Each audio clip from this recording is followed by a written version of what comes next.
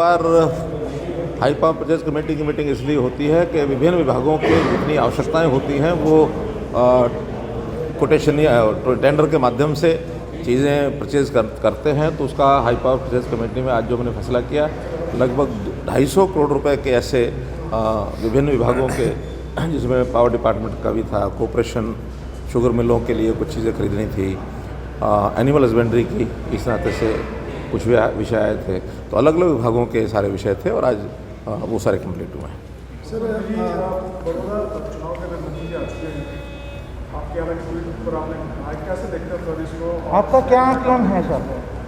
देखिए, पहली बात तो ये है कि बड़ौदा में हम हार कर भी जीते हैं और उसका सीधा संकेत मेरा ये है कि आज तक हमें उस सीट पर किसी भी चुनाव में, चाहे विधानसभा का रहा हो चाहे लोकसभा का रहा हो, 50,000 से पार कभी वोट नहीं मिले थे। इस बार 50,000 से ज़्यादा हमको वोट मिले हैं, जबकि कांग्रेस जीतने के बाद भी 6,000 वोट उन्होंने पिछले चुनाव से लूज़ किए हैं।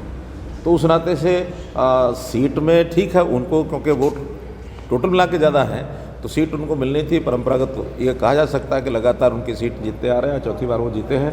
लेकिन जैसे मार्जिन कम हुआ है उसमें हमारा कार्यकर्ता, हमारी पार्टी वो पूरे उत्साह में है कि हमने हर बार से जितने वोट आते हैं सबसे ज़्यादा इस बार 50 से ज़्यादा वोट लिए हैं। इसलिए हमें जीत है। हमारे जो विधायक बने हैं इंदुराज नरवाल, उनको बधाई देता हूँ और अभी विधानसभा में आएंगे। विकास के कार्य सर, इस मुद्दे पर वोट दिया है बड़ौदा की जनता ने, आपको क्या लगता क्या पोलराइजेशन मिली जुली बातें कही जा सकती हैं। बहुत से लोगों ने विकास को भी ध्यान में रखा है, क्योंकि विकास के नाते से अगर हमारा वोट बढ़ा है तो हमारे पास तो कोई और बात नहीं थी, केवल विकास की बात हमने कही। लेकिन जो पोलराइजेशन की बात समय समय पर आती है वो हुई है, लेकिन बहुत कम हुई है, घटी है, पहले की अपेक्षा घटी है। अगर उसी पोलराइजेशन के हिसाब से वोट डलते तो शायद अंतर बहुत ज़्यादा होता। सर, जजपा का वोट क्या मिला था? जजपा का वोट पूरा मिल पाया आपको? नहीं, अगर पूरा मिलता तो हमारे वोट 80,000 के आसपास हो जाते, 70-75,000 के आसपास हो जाते। तो स्वाभाविक है कि जब थोड़ी बहुत पोलराइजेशन होती है तो वोट इधर से उधर जाते हैं, क्योंकि अब एक पार्टी जिनको पूरे वोट मिलते हैं बाद में उनके कहने पर सब ट्रांसफ़र होते हैं, ऐसा कभी भी नहीं होता। ना किसी कैंडिडेट के कहने पर होते हैं, ना पार्टी के कहने पर होते हैं। कुछ लाभ ज़रूर मिलता है। पिछली बार हमको 37,000 वोट मिले थे, इस बार 50-55,000 मिले हैं। आखिर दूसरी पार्टियों के जो वोट है वो हमारे पास आए हैं। सर, अब विकास के के समर्थन में अब इस तरीके से बिहार का जो रण है वो रहा है, मध्य प्रदेश पूरे जो एग्जिट पोल थे वो खिलाफ नजर आ रहे थे, लेकिन जो एग्जिट पोल आए हैं वो एनडीए के समर्थन में आए हैं।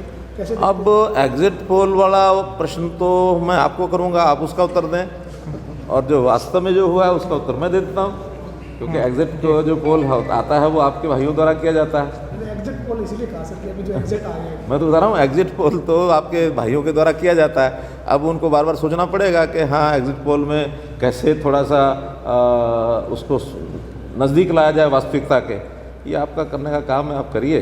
बाकी विकास के नाते या देश में एक विचारधारा का जो परिवर्तन हो रहा है उसमें भारतीय जनता पार्टी को बिहार का जो शासन करने का एक मौका मिल रहा है। हमारा जो एनडीए है तो चौथी बार एनडीए की ये सरकार बन रही है, और न केवल बिहार में बल्कि बाकी प्रदेशों में भी भारतीय जनता पार्टी को अच्छा लीड मिली है।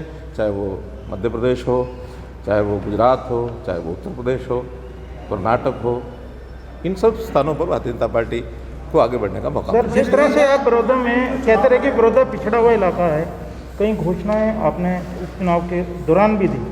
अब ये क्या माने कि वहाँ पर विकास को कोई प्रभाव होगा या निरंतर इस तरह से जारी? देखिए, हमने कभी भी भेदभाव ना पहले किया ना आगे करेंगे। जो हमने घोषणाएं की हैं वो भी हमारे काम पूरे होंगे, और अभी भी वहाँ के जो विधायक हैं हमारे पास काम लेके आएंगे तो निश्चित रूप से कराएंगे।